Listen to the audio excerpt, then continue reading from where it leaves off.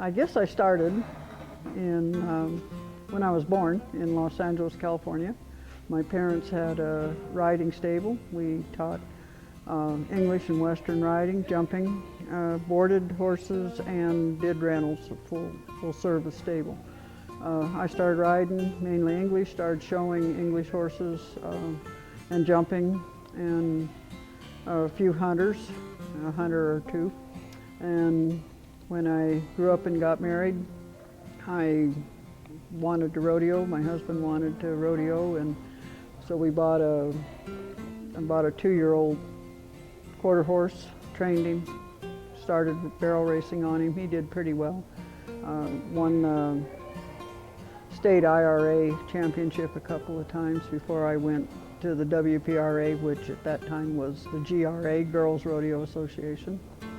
When I went to the Girls Rodeo Association, found I needed a bigger, better, faster, stronger horse, and went horse shopping and bought a 3-year-old off the racetrack named Mr. Scooper Bull, and I rode him, trained him, started taking him to IRA rodeos to get him seasoned. That's International Rodeo Association.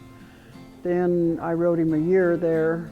He won a state championship there, moved back to the GRA and started rodeoing there. About 69, I think, 68, 69. And rodeoed part-time because I worked at Disneyland full-time. I was a driver of livestock at Disneyland, which meant I rode a mule and led a string of 8 on a 10-minute ride through Frontierland. That's where I met my husband, actually, was at Disneyland. You know, it was Disneyland where I could make the money to buy these horses. And went rodeoing. I could go on the weekends because, of course, you had to be back to work Monday morning. And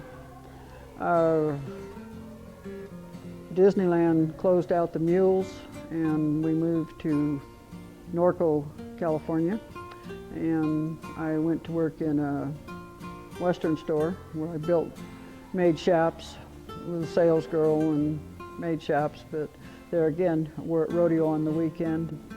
I worked at the equine hospital for a while also, and just did different jobs around.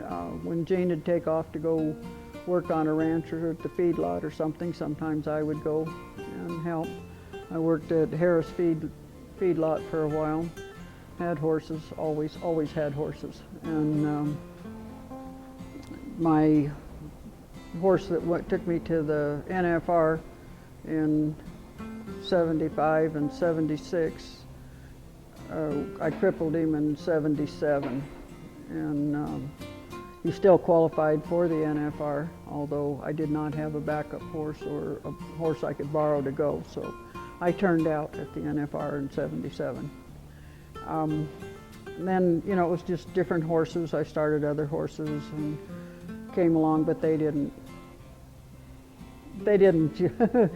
pan out to be the caliber horse that Bull was. I still barrel raced when I could, and as often as I could, went to some rodeos. And we eventually, I ended up working at for Budweiser Clydesdales at Santa Anita Racetrack, where I cleaned harness, and then became an assistant driver. At Santa Anita Racetrack, we pulled the starting gate with the Clydesdales. And then when that was closing down, the Fort Collins brewery was opening, and I transferred up to Fort Collins to take care, groom and show, well, display the Clydesdales. Because at Fort Collins we were strictly for the tours, have horses on display for the tourists to come through and see. We did not travel. We weren't a hitch.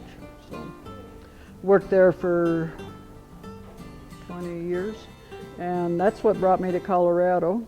And when I was barrel racing full-time or professionally going, we did not have any sponsors, for one thing.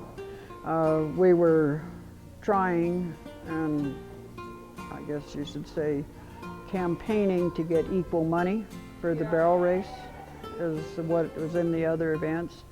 We'd lost some rodeos doing that, but since they have come back and did eventually get equal money for the girls' barrel race in the rodeo, which was a really big thing.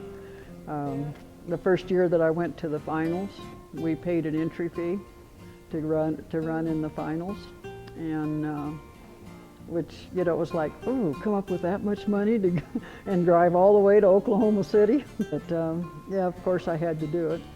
And the second year that I went, which was '76, McDonald's stepped up and paid our entry fees.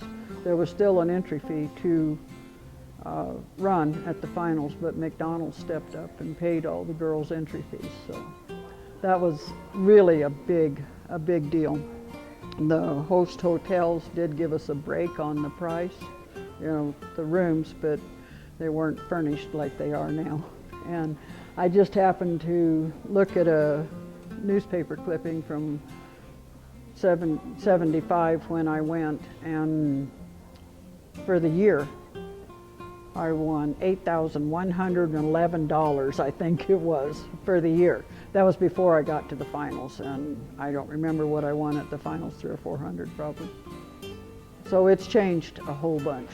I'm really glad that I was in the beginning on it, and I think it gives me a greater appreciation for what the girls are able to do now. And I say, good for them, you know, if they can get equal money and get those big purses, and like the American coming up and all that, I think it's great, because I know what it was like to try to rodeo, barrel race, try to get the barrel races approved at the rodeos. And not that I did it, but that was, you know, the campaign. That's why we dressed as colorful as we did and everything, because that was one of the selling points of the barrel race, was that it was a fast, glamorous, colorful event, and not the fact that it was horsemanship or, you know, it was the glamorous, colorful event. And it was a crowd pleaser. At the Cow Palace one year, they put an applause meter on the whole rodeo, and the barrel race and the bull riding, of course, got the most applause. And that was kind of cool. That helped us secure the Cow Palace for the next year. My whole life's been a highlight, and I've gotten to go everywhere and do amazing things that I never thought possible. Worked on ranches, worked in feedlots, worked in the background on movies, got to work for Budweiser, worked at the racetrack. Everything's always been animal or horse related my whole life, but I think I've been pretty blessed.